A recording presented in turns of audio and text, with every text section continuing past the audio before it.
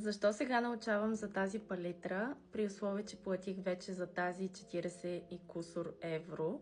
Тази долу палитра е на SheGlam и тя се казва Baked Gilly, а тази е Eye Illusion Eyeshadow Duo на Patrick Ta.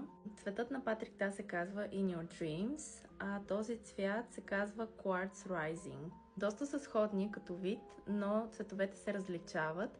Хайде да видим дали наистина имат много голяма прилика при нанасянето. Това е първия. Както виждате, пигментът е разкошен и е доста перлен.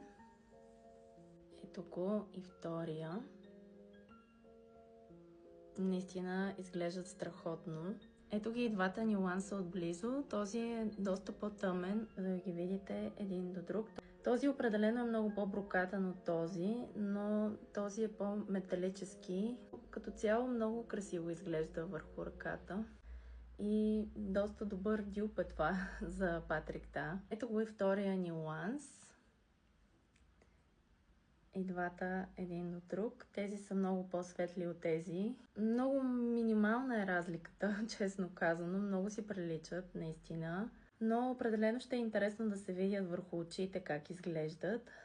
За сега разликата е съвсем минимална.